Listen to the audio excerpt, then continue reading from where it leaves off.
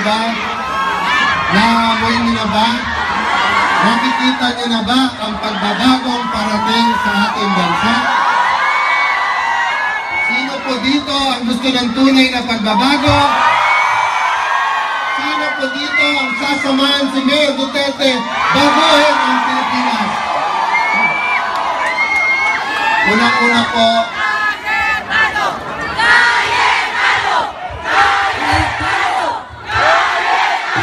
maraming salamat po. Congressman Benny Abante.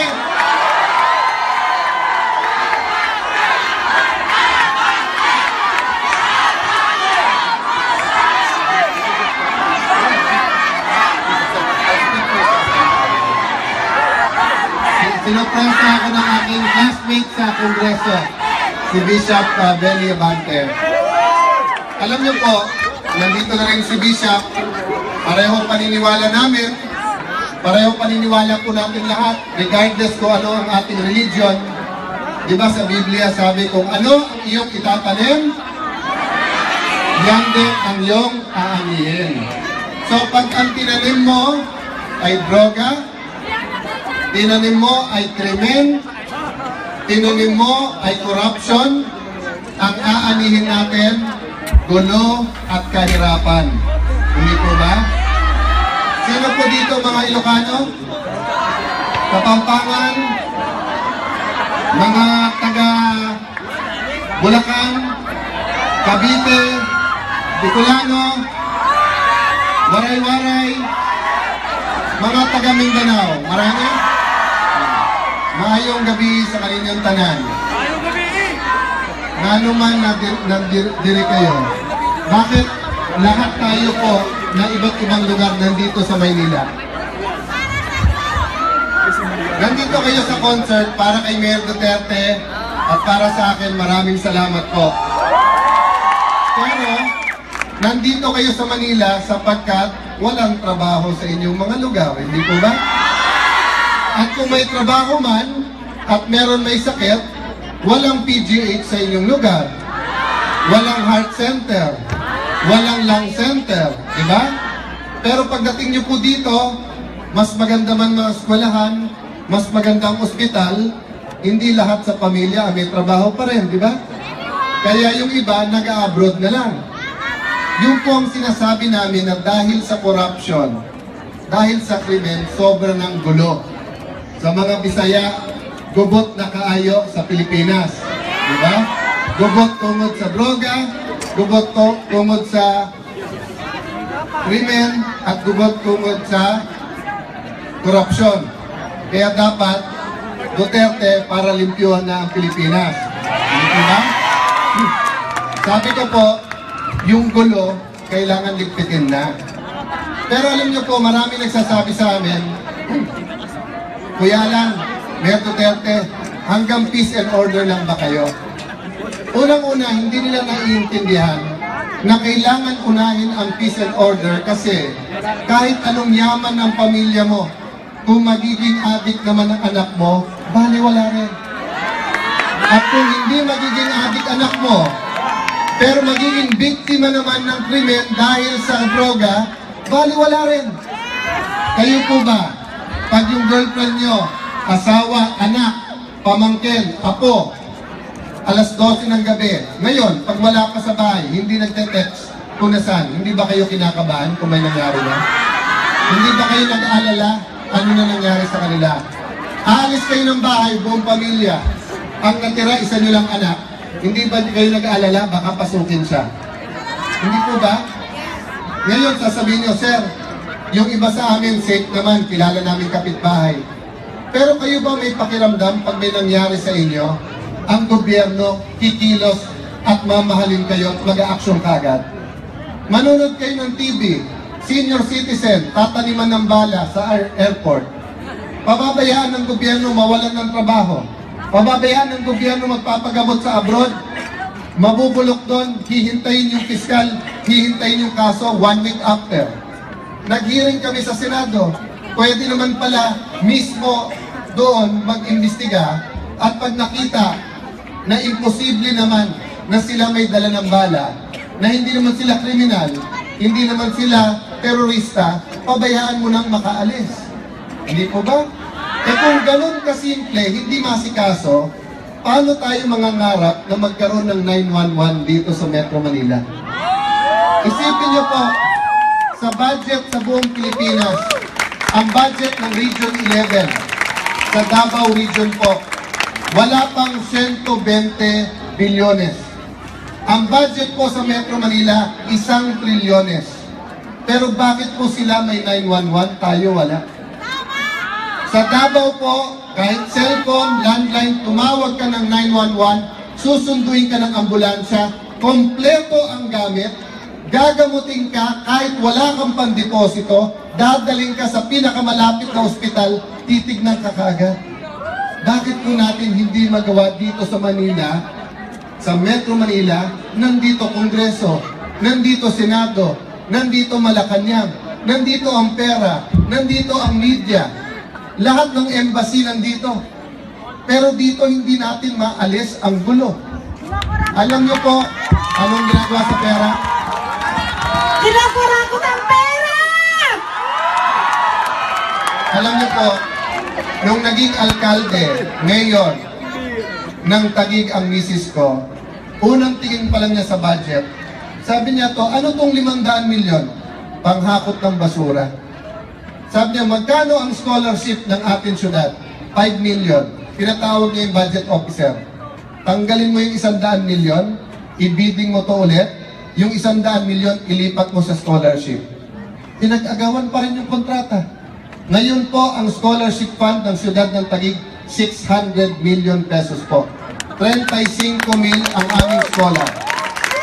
Ang aming pong eskwelahan, libre sapatos, libre po 2 pantalon o palda, nakatahi na, ready to wear din na pang itaas, bag, notebook, lahat ng libro, ballpen, pencil, health kit.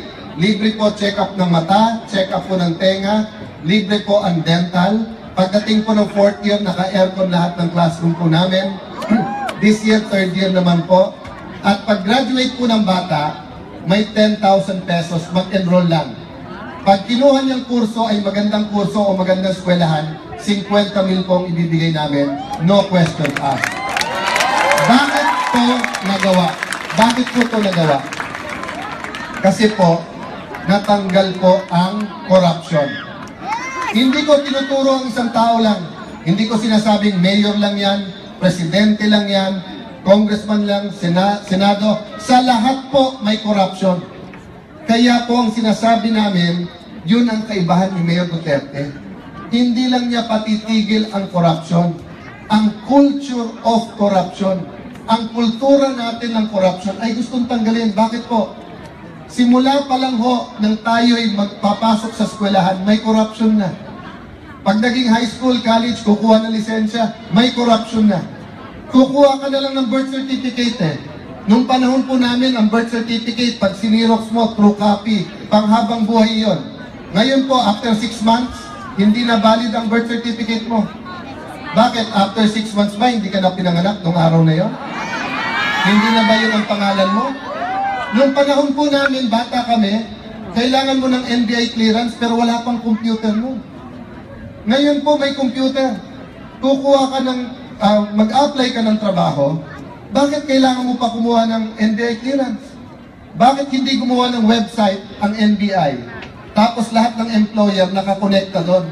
So pag pumunta ako sa employer, halimbawa po, pupunta ako ng Jollibee, Sir, apply po ako kahero. Ano pangalan mo? Alan Cayetano. Ita-type niya. Lalabas sa computer, walang kaso. Ba't mo ba ako i-hassle? Bakit pa ako kuha?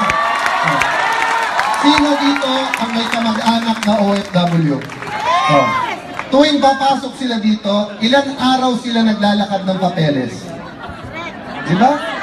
Bakit hindi mo pwedeng bigyan ng isang ID ang lahat ng OFW na yung ID na yun sa lahat na gagamitin at hindi tuwing balik nila kukuha ng permit para makalabas ulit? So, tignan niyo po mga kababayan, ang mga pusher na banyaga, nakakapasok ng bansa, pero ang mga OFW, ihahasil mo palabas ng bansa. Diba? So, ang mga may scam na foreigner, na undesirable sa atin, na may kaso sa ibang bansa, pag naglagay, nakakalabas-pasok ng bansa natin, ang OFW, pag kulang ng isang papeles, kahit matatanggal sa trabaho, hindi pa lalabasin. So ito po ang sinasabi namin, wasak at sira ang ating sistema. Iisang kandidato, si Mayor Duterte ang nagsasabing, babaguhin ko yan kasi babaguhin ko ang sistema. Nakikita ko po marami sa inyo naka-cellphone ngayon kumukuha ng picture. Question, mabilis ba internet dito sa inyo? Mabagal? Sing bagal ng DOTC? Sing bagal ni Secretary Abaya? Sing bagal ni Mar Rojas? Maniwala ako sa inyo. Maniwala ako sa inyo, sobrang bagal naman nun. Kaya ako po tinanong sa inyo, lahat kaming kandidato may plataforma. Si Congressman Benny, ang ating kukuhala, please. Tanungin niyo sa problema sa internet, sa cellphone. Alam niyan kung ano gagawin. Pero isa lang yan sa Kongreso. Ano pong sinasabi ko dito? Ang kita ng Smart at Globe ay 50 billion pesos isang taon. 50 bilyones po ang kita nila. Profit na po yun. Ang total na kita nila halos 300 billion. Ang kita nila na tubo is 50 billion pesos. So ano ba naman na kandidato kang presidente, bigyan ka ng 200 milyon, 300 milyon, 500 milyon, pero tuta ka na nila. So ano po nangyayari sa ating bansa? Sasabihin ng kandidato, mga kababayan, pag binoto niyo ako, yung tawag niyo, pag drop call, wala kayong bayad. Yan pong phone card, hindi pa pwede na may expiry yan. Yung pong binawasan yung load nyo, hindi po pwede yan. Yung pong bawat text may bayad, hindi pwede yan. Ay bakit pag naging presidente na, kakausapin yung NTC, NTC, ayusin mo ang mga phone company. May kakalabyat. Opo, pare-pare, sandali lang. Sandali lang. Ako pumunta ng kandidatura mo eh. Ako nagbigay sa'yo ng pera. Huwag mong utusan ng NTC dahil bata ko ilalagay ko dyan. O ano na mangyayari sa atin lahat? Wala na. Pero lahat ng bansa, katulad ng South Korea, Singapore, kung saan mahigpit ang gobyerno at inuuna ang tao, napakabilis ng internet. Sabi naman ng iba, sir, ang internet naman na yan, pang bata lang yan, saka pang text-text. Sandali lang. 10 milyon yung OFW. So kung mura ang internet, mabilis, at pwede ka bumili ng unlimited na 500, 600, edi kahit araw-araw mo kausap yung nanay o tatay mo, di ba? Yung lolo mo, video call pa. Di para din silang wala, hindi nawala at nakakausap. Pagka graduation, i-on mo lang cellphone mo, makikita mo. Di ba? Pangalawa po, maraming nagnenegosyo ngayon sa cellphone ginagamit, internet ginagamit. Alam niyo po yung ibang bansa, ang pagbabaha ng mag-a-appear ka agad sa command center nila, umiilaw, oy, baha na doon sa Santa Ana, oy, doon sa baha na. Sa atin po hindi magawa yon sa bagal po ng internet. At isa lang po yon sa marami. Sino po dito nag-MRT at LRT? Diba, 2010, dapat pag-uusapan na magkita ng MRT, LRT sa SM North EDSA. Pinalitan, dapat daw sa Trinoma. Galit ang SM. Sabi naman ng Trinoma, hindi, kasi nung panahon naman ng bago kay AGMA, dapat naman talaga sa Trinoma. Sa sobrang away ng malalaking negosyante sa ating bansa, 6 na taon, hindi nagawa yung terminal, kayo ang kawawa, hindi madikit-dikit ang MRT at LRT. At imbis na idikit nila yon at ayusin, lalo pong bumagal. Samantalang sa ibang bansa, every 6 months, pumunta ka, may bagong ginagawang linya. Sa ibang bansa, ang may-ari ng mall, yung may-ari ng Riles. Kaya mura ang pamasahe. Dahil yung kita nila sa mga tindahan, dinadagdag sa pambayad sa tren, kaya mura ang binabayad ng commuter. Sa atin, negosyante. Kawawa po ang tao. Question, Kuya Alan, paano kami makakasiguro na si Mayor Duterte magbabago? hindi siya tumanggap sa mga negosyante niya. Wala siyang utang na loob sa mga negosyante niya. Tignan niyo po, ang ibang kandidato magrarally, may bayad. Nahuli ng 1 oras ang kandidato, alisan. Si Mayor Duterte po, 3 oras, 4 na oras, 5 oras. Sabi ng mga tao, hindi kami aalis dito hanggang hindi nagsasalita si Mayor Duterte. Ang ibang tao po, namimigay ng t-shirt. Alam nyo na kung anong kulay yon. Yung iba, kinukuha, sayang din lang. Yung iba, kinukuha, nilalagay muna sa jeep, sa tricycle. Si Mayor Duterte po, mga tao, pinapatakakan ang sarili ng t-shirt. Kay Mayor Duterte, bumibili ng t-shirt, pera nila ang gamit.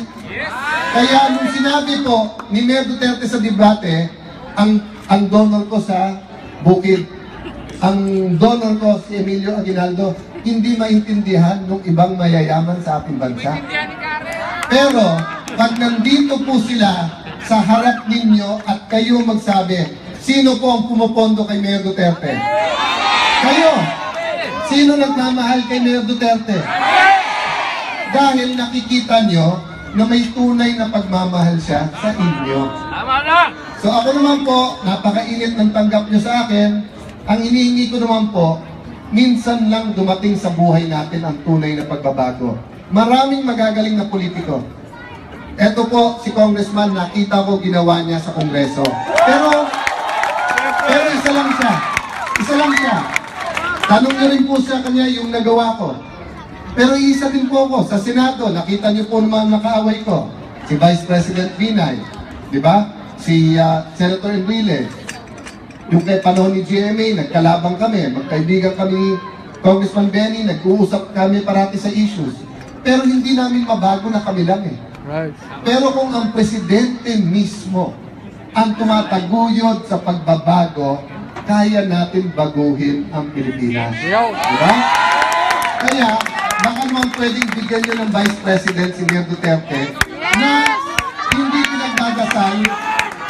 pinagdadasal, na mamatay siya. Dahil aminin nyo, totoo at hindi, may mga Vice President na walang ginawa kung hindi magregalo ng balot, ng lechon at ng chicharon sa kanilang presidente.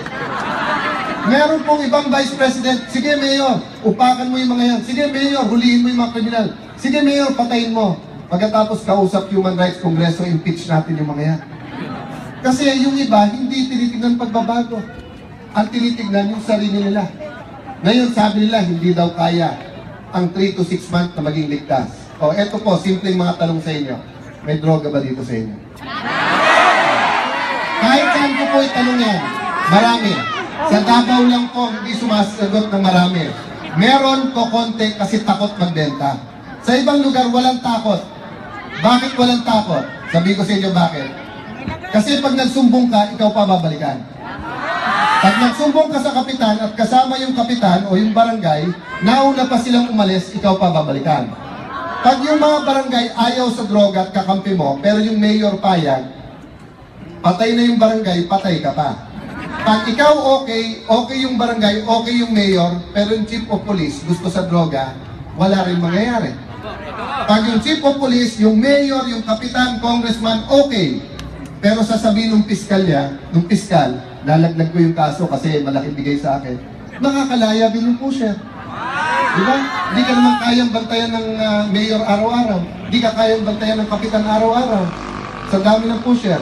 Kung yung piskal ayaw din, pero yung judge, ang sabihin ng judge, wala ka mga ebidensya, bigyan ng piyansa yan, paalisin yan. Di wala rin. Diba? Kung ayaw din ng judge, pero may justice, may general, may senador, may secretary na payag sa droga, wala rin po nangyayari. Minsan po yung police, pag nanghuli, siya pakakasuhan. Eh may pangbayad ng abogado po yung pusher eh. May pangplanta ng bala at ebidensya ang pusher. Ang pulis nasa ng pera niya. Di ba? So sabi nila, sir, paano nyo ayusin yun? Simple. Sa unang araw ni Mayor Duterte at Alan Cayetano, ipapatawag yung 120 city mayors. Ipatatawag ang 81 na governors. Ipapatawag lahat ng general. O kayo, Lahat ng tao kilala nila ang pusher. Mag-submit kayo ng order of battle sa isang linggo, kompleto ang pangalan at address ng mga pusher at saan sila nagbebenta. Okay. Pangalawa, yung dating binubulsa ng intelligence fund, popondohan namin kayo ngayon. Yung nang babalot, yung pong sa tindahan, jeepney driver, sa palengke, bibigyan namin ng konting pera yan. Ang trabaho nyo lang, magbigay ng impormasyon. May bagong mukha sa inyo, may bentahan dun sa sulok, may barkada dyan na may nag-upakan parate, may holdapan dyan, bibigyan namin kayo. O ngayon, ang mga kanto-kanto na hindi mo suspect, lagyan natin ng CCTV para nababantayan. O anong gagawin natin? Yung pusher na malalaki, huli ka agad. Pag nahuli, hindi natin padadala sa Muntinlupa na 5-star hotel. May jacuzzi, ngayon, natuwa ba kayo sa banda natin ngayon? Natuwa ba kayo sa mga sikat natin, mga singers na nandito na nag-volunteer? Gaano kadalas kayo may banda dito? Ngayon lang, minsan lang, pag-eleksyon lang. Talo kayo sa Muntinlupa, gabi-gabi may banda sila eh. Doon, may lutuan pa ng shabu. Dito, gano'ng kadalas na may artista na magaganda? Doon sa kulungan, pwede ka umorder. Starlet, babae, lalaki, bata, matanda. Ano ba namang klase yun? So si Mayor Duterte, ikukulong niya sa tunay na kulungan. Pero pag lumaban, patay ka. Yan po, international standard po yan. Sa Japan, sa Europe, sa Amerika ngayon, dahil sa terorismo, dahil maaring may dalang bomba, pag sinabing itaas ang kamay o dapa at hindi ka dumapa, pwede nang bumulot ng barel. Kumilos ka ng masama, pwede na sila magpaputok. Diba? So sabi nila, Sir, pag si Mayor Duterte daw naging presidente, maraming patay. Ulitin ko po, pag naging presidente si Po, si Binay at saka si Mar, isa man sa kalang tatlo, marami din patay. Ang patay, mga inosente na hinolda. Ang mga patay, mga kinidnap. Ang patay, mga biktima ng mga adik. Pag si Mayor Duterte may patay, yung mga pusher na lumaban sa mga